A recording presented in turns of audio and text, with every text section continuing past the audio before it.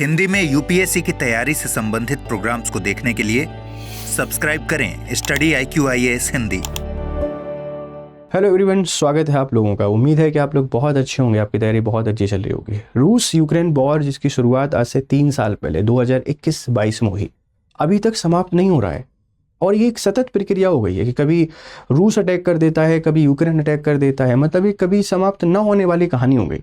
रूस जो इतनी बड़ी पावर है फिर भी यूक्रेन को पूरी तरीके से समाप्त नहीं कर रहा है, क्योंकि उसका मानना है कि हम तो सबक सिखा रहे हैं यूक्रेन को, हमें जीतना ही नहीं है, वो तो हमारा ही हिस्सा है।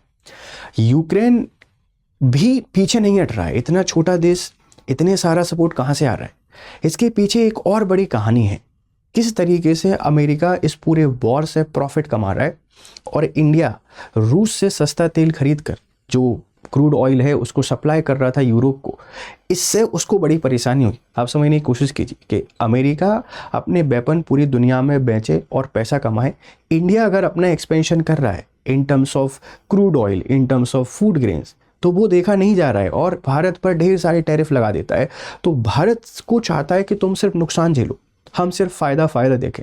मतलब हमारा है तो सब अच्छा ही अच्छा और दूसरों का है तो बिल्कुल तबाह। ऐसी वाली बात नहीं चलेगी। एक खबर मैं आपको बताता हूँ। एक खबर हमको बता रही है कि किस तरीके से यूएस ने पैसा बनाया है, प्रॉफिट कमाया है यूक्रेन वॉर से, और ट्रंप ने इंडिया को पनिश किया है इस रशियन ट्रेड को लेकर। इस खबर को समझने की कोशिश कीजिए। आप लोग यूपीएससी की तैयारी करते हैं तो सिप्री की रिपोर्ट आपने देखी होगी। सिप्री की रिपोर्ट 2025 क्या कहती है? पूरी दुनिया में सबसे बड़ा जो आर्म्स एक्सपोर्टर है वो कौन है? यूएसए। सबसे बड़ा आर्म्स एक्सपोर्टर कौन है? यूएसए। और सबसे बड़ा इंपोर्टर कौन है? यूक्रेन, जिसका कभी नाम नहीं आता था। पिछले 10 सालों में टॉप पर हमेशा रहते थे इंडिया और पाकिस्तान। या तो इंडिया इंपोर्ट कर रहा था या पाकिस्तान इंपोर्ट कर रहा था। एक्सपोर्टर रूस और अमेरिका रहते थे। पिछले कुछ वर्षों में, मतलब पिछले 1 साल की मैं आपसे बात करूं तो रूस का जो शेयर है वो 35% से बढ़कर 45% हो गया है, 45% पहुंच गया। ये मैं नहीं कह रहा हूं, ये सिप्री की रिपोर्ट कर रही है। तो यूएस ने अपने वेपन्स किसको बेचे? सीधी सी बात है कि यूक्रेन को। यूक्रेन लड़ किससे रहा है? रसिया से। तो उसको इनडायरेक्टली सपोर्ट किसका है? यूएस का। यूएस का सपोर्ट सिर्फ दिखावटी होता है, समझने की कोशिश कीजिए। कभी भी वो दूसरों का भला नहीं सोचता है। यूएस वो चौधरी व्यक्ति है जो दूसरों के सामने अच्छा दिखता है कि मैं तुम्हारा हूं, तुम्हारे भले की बात कर रहा हूं, पर अंदर उसका वही चल रहा होता है कि उसको सिर्फ खुद के बारे में सोचना है। अपने डिफेंस सेक्टर को बूस्ट कर लिया, इतना एक्सपोर्ट बढ़ा दिया, मैन्युफैक्चरिंग बढ़ा दी, एम्प्लॉयमेंट क्रिएट कर लिया, अमेरिका की इकोनॉमी को बढ़ा लिया, और पीस टॉक कराने के बहाने एक शांति दूत बनने भी चले गए कि हम पीस टॉक कराएंगे, हमको नोबेल पुरस्कार दे दो। मैं महान हूं, मैं कह रहा हूं, इस बात को मान लो। आप समझ रहे हो? तो इसका जो फायदा है ये यूएस को बहुत ज्यादा हुआ है, और यही रीजन है कि यूक्रेन अभी भी डटा हुआ है।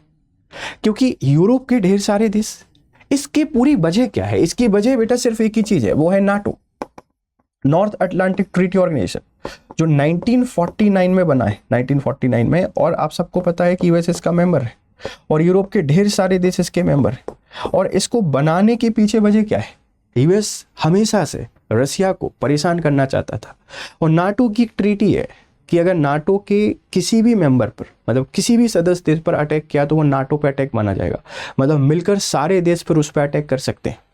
और यूक्रेन 2014 के क्रीमिया संकट के बाद नाटो के करीब जा रहा था, और 2021 में नाटो को ज्वाइन जब करने की प्रोसेस क्यों हुई, तो ये बात रूस से देखी नहीं गई और उसने अटैक कर दिया। और इस सब का जो फायदा है वो सबसे ज्यादा किसने कमाया है? यूएस ने, ध्यान रखिएगा।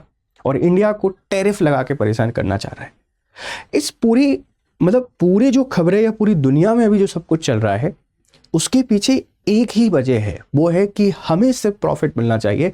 यूएस का एक ही विजन है कि मुझे प्रॉफिट मिलना चाहिए, और कुछ नहीं, दुनिया में और कुछ दिखता ही नहीं है, मेरा बस फायदा हो। तो अब आपको वजह समझ में आ रही है कि क्यों ये सब कुछ हो रहा है, ये क्यों वॉर नहीं रुक रहा है। अब इंडिया के सामने दिक्कत क्या है? इंडिया को यूएस से रिश्ते अच्छे रखने पिछले काफी समय से चल रहे थे, लेकिन डोनाल्ड ट्रंप ने अपना चेहरा दिखा दिया कि भाई हम तो सिर्फ दिखावटी आपके साथ थे, हम सिर्फ दिखावटी आपके साथ थे। रसिया हमारा बहुत अच्छा दोस्त है, हमने वहां से ऑयल इंपोर्ट करना बंद नहीं किया। हम लोग क्यों करें भाई? नहीं कर सकते ना, क्योंकि हमारा तो दोस्त रसिया है ना, हमेशा हमारे काम आता है। अब तो हमारे काम आओगे नहीं। तो पूरी कहानी यही है कि यूएस अपने प्रॉफिट कमाने के लिए दूसरों को परेशान कर सकता है। ये यूक्रेन है और ये वो वाले एरियाज हैं जहाँ पर जैसे एरिया कंट्रोल बाय रसिया, ये वाला area control by Russian baked है ना, स्टेट 2014 से ये कब्जा कर रहे हैं। ये यूक्रेन का वो हिस्सा है, यहाँ पे कब्जा कर लिया है और यही वजह बना है यूक्रेन और रसिया के बीच में युद्ध की। पर ये इतनी छोटी वजह नहीं है, इसमें पूरा इन्वॉल्वमेंट बेटा किसका है आपको देखने को मिलेगा, यूएस का। ठीक है, ये यूक्रेन की कहानी है। पृष्ठभूमि 2022 में रूस व यूक्रेन युद्ध शुरू होने के बाद अमेरिका और यूरोपीय देशों ने रूस पर कड़े प्रतिबंध लगाए, बड़े स्ट्रिक्ट इन्होंने सैंक्शन लगा दिए। भारत ने सस्ती कीमत पर रूसी कच्चा तेल, रशियन क्रूड ऑयल आयात करना जारी रखा। इस पर अमेरिका ने आपत्ति जताई और राष्ट्रपति डोनाल्ड ट्रंप ने 2025 में भारत पर आयात शुल्क 50% बढ़ा दिया। देख रहे हो क्या डबल स्टैंडर्ड है। एक तरफ यूएस यूक्रेन को अपने हथियार बेच रहा है तो वो सपोर्ट नहीं कर रहा है यूक्रेन को, उनका कहना ये है भारत अगर रूस से ऑयल परचेज कर रहा है तो हम सपोर्ट कर रहे हैं रसिया को, इनडायरेक्टली पैसा दे रहे हैं यूक्रेन वॉर के लिए। इन महान नेताओं की कुछ इस तरीके की सोच है। आपको क्या लगता है, अपनी राय हमको जरूर यहाँ पर बताइएगा।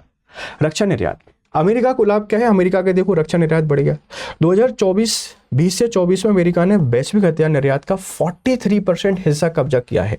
पहले 2014 से 19 तक ये 35% था। सबसे पहला फायदा क्या हुआ है, इनका डिफेंस एक्सपोर्ट बढ़ गया है। कितना परसेंट बढ़ा है देख लीजिए। यूक्रेन सबसे बड़ा हथियार आयातक बन गया है, मतलब इन्होंने पूरा कहां से लिया है, यहीं से लिया है। 2020 से 24 में 8.8% तक पहुंच गया है। पहले सिर्फ 0.1% था हथियार आयात का, अब 8.8%। सबसे बड़ा इंपोर्टर बन गया है। दिया किसने? यूएसए ने। ध्यान रखिएगा, हथियारों की बिक्री में बढ़ोतरी हो गई।